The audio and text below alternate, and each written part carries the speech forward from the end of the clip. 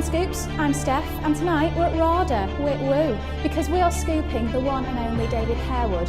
He's upstairs, let's go. And welcome to your scoop.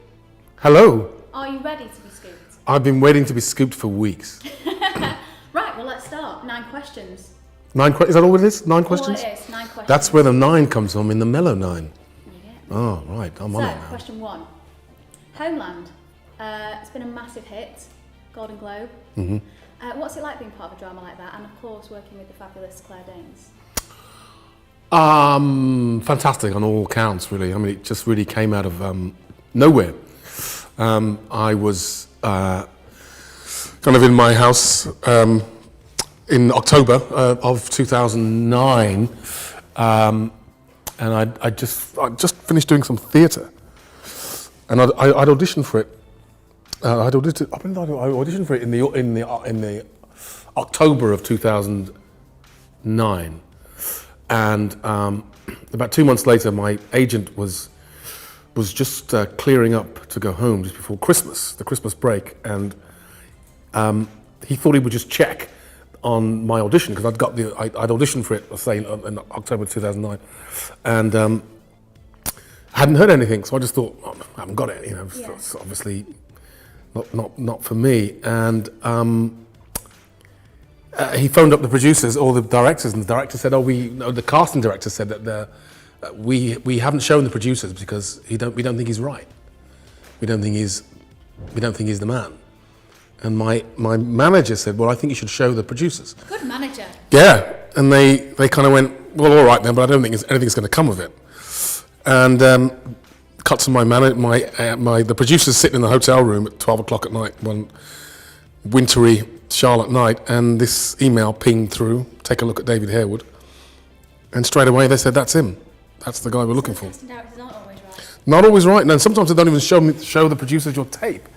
So it's pretty outrageous. So then that was like December 12th or December 15th. So that was a good Christmas. Well, it wasn't actually, because I then had 2 weeks to try and get a visa, and of course, because everything was over Christmas, everything was closed. So I had to go to Belfast, grab a visa, come back from Belfast, and then my passport was out of the country because I was doing another gig that needed an American visa. So I had to then track down so I spent 2 days trying to track down my passport in order to get the visa sorted. And then I basically got my visa and passport 2 days before we started filming. So it worked out in the end, and it has kind of paid off. Oh, it's paid off enormously. I mean, as you say, it's been a massive hit. And did you expect it to be? Yeah, it's a fantastic script. And not only that, but as I say, the acting in it is just superb. Claire Danes, superb.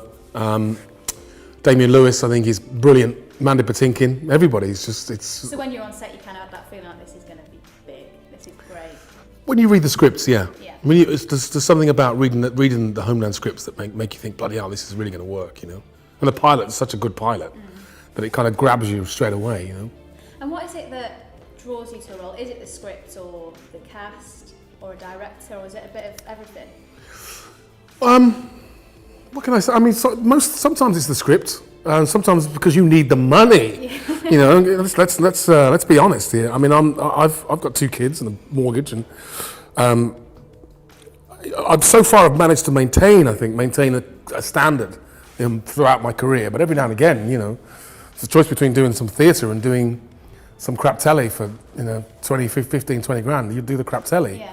But so far, I've managed to keep the work to a relatively good standard.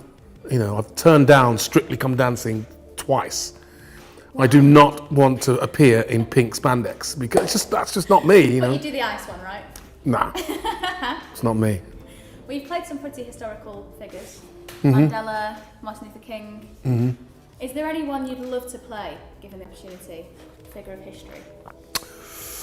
Well, there's several African dictators. People like Charles Taylor, who was a complete psychopath, really.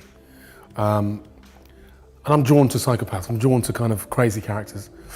So that would be something like, Last King of Scotland, Idi Amin, a character like that who's just larger than life. Mugabe, someone who's just one of these guys who've just been around for, because they're quite Shakespearean, really. I mean, they're incredibly powerful, paranoid, volatile, crazy people.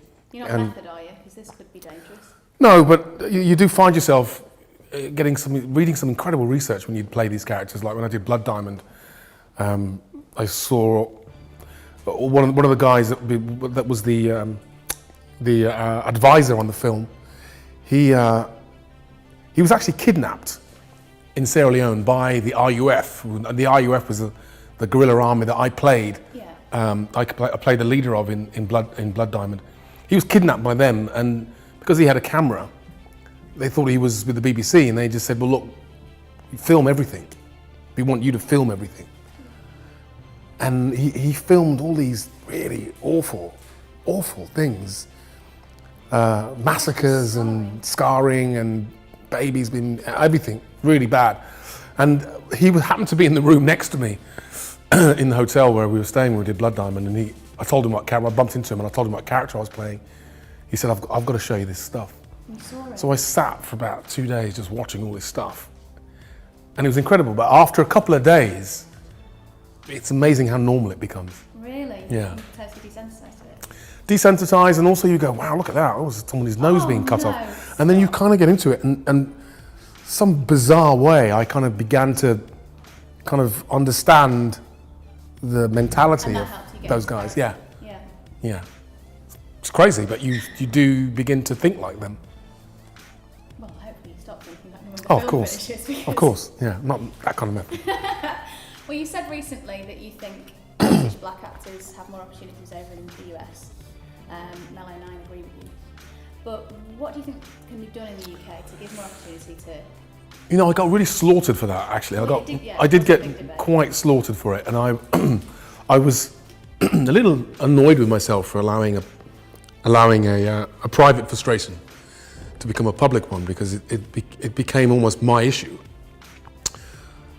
The issue that I was championing, and I really... I think that's fair. I think it's... Well, exactly. I didn't think it was fair, but it was, you know, it was David Harewood says, you know, relax. David Harewood says, whatever. Everything was David Harewood says, go. And it was a bit scary to most of us to suddenly be almost a kind of poster boy for Brit bashing, because that's not what I was trying to do. And every paper was saying Harewood says black actors should leave the UK, which is again not what I'm saying. What I'm saying was there are more opportunities in America. Why do you think that is? I think it's partly because there is a bigger black middle class in America.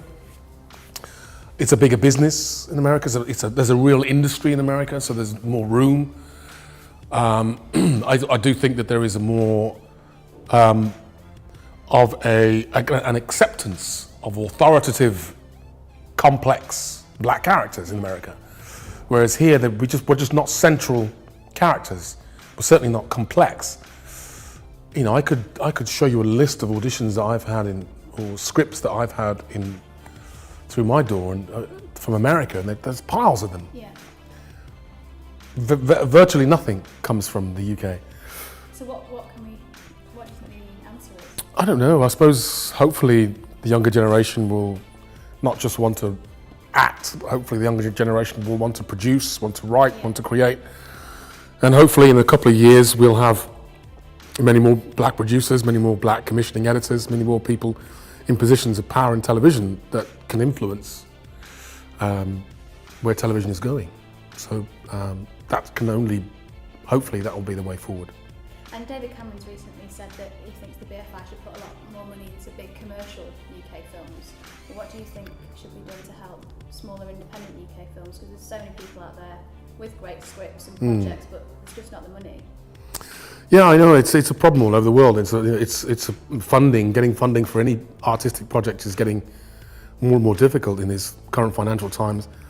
I don't know, I think everyone's just got to try and be as inventive and as creative as they can. You know, it's difficult, you know, should you fund a movie or should you fund, you know, hospitals? It's tough.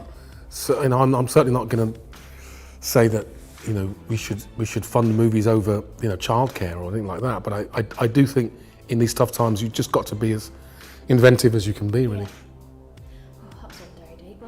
Let's go back to something lighter. You used to play football. I did. Goalkeeper. So would it ever have got to the you playing in the Euros this summer? No. Or has it always been acting?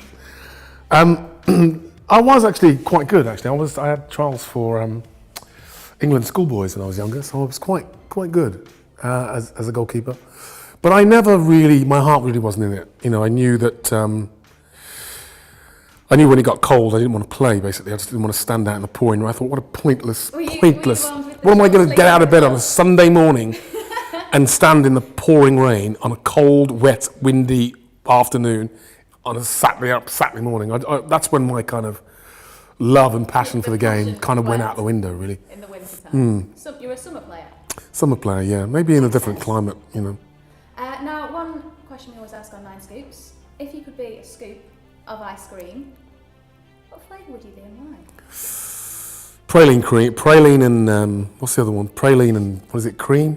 It's got a bit of both. It's this crunchy nuts. Got a crunchy nut with a bit of soft center. That's kind of like me. Mixture of things. Really? Yeah. What do people say? Chocolate. Nah, chocolate. Yeah, I don't really do a lot of chocolate. I like a bit of mixture, tough and something with a bit crunchy. With the smooth. Tough with the smooth, yeah. Something crunchy, but with also the kind of soft flavour. That's me, all over. I like it. Ice cream's cold, and so's the North Pole. Yeah. If you were stuck in the North Pole and had 5 items only that you can take with you, what would they be and why? I would actually no. What was it called? I put on a coat this morning. Norbis, I think it was called. You name your coat? Yeah. Well, no. Apparently, there was this coat that I tried on this morning in this store, and it's got the kind of best down feathered stuff in it. And apparently Daniel Craig wore it on the last Bond movie. And it's just, I put it on, and it was the warmest thing I've ever liked, beautiful, felt fantastic. And I would have to take an extremely warm coat because I don't like the cold. Okay. That's one. Norbis. So you've got Norbis. Right, Norbis, my coat. What else would I take? Hand warmers. Well, yeah, handy. Yeah, hand warmers. A helicopter to get me out of there. See, now you're thinking yes. This is better. Yes, a helicopter to get me out of there. A ticket to Barbados. Okay. And how many is that? 4. 4. And about several naked ladies. Several naked ladies that to help me to just, when I got onto the helicopter, they would ease my pain and make me feel warm and relax me. Ease my pain. What is this thing with naked ladies? Because you're not the first person that said this, and I don't get it. Really? No. Yes. Well, you wouldn't. You're a woman. You stuck in the Well, if snow. I said to you, naked men, maybe. I wouldn't be taking naked men. I would be so cold that naked men would be the last thing I want to see. Well, naked ladies will keep me warm. They could just lie on top of me. When I, maybe even get in the coat around me. They would, They're they conduct a lot of heat. They're very, very helpful in lots of ways. All right, well, I'll let you have it, but thank you. I wasn't impressed by the last choice, but, everyone's their own. Thank you. Last question. You are an actor. Am I? I hope so. Yes. But a lot of actors sort of go into the directing and producing side. Is this something you're looking to go into next, or have you got a lot more acting in you first? Yeah, definitely would like to direct. I've got a couple of stories that I'm working on at the moment, or thinking about working on at the moment. Writing? Yeah, writing and directing them. In the UK or America? It would be here in the UK. Excellent. But it's a kind of international story. It's Second World War story of a black French warrior. We've just done the Gooding Jr. film. Yes, about Tuskegee Airmen. Yeah. With red tails. Well, there are similar stories that happened in the Second World War, stories about black servicemen that haven't really been told. I mean, again, there's very few British war movies with black characters in. Yet many Africans died fighting the Nazis. And I found a story which really kind of appealed to me, and I think it would make a fantastic film. So I'm thinking about working on that. Yes, and directing, also directing some stage stuff. I'd like to do some stuff on stage. Writing, I've come up with a few ideas, but I'm not so sure I have the patience to write, really. I'll have to work on that one. It's quite a reclusive thing, isn't it? You write on your own, so it's like Maybe I could get the naked ladies to come and help me Oh, write. here we go. Maybe not. Just stood there until you needed a drink. Could inspire me. More than a drink. Mm. No, I don't know where I'm going with that. Well, that was your 9 scoops. Fantastic. Thank you very much. No problem. Very, very nice to be scooped. It was a pleasure. Hi, I'm David.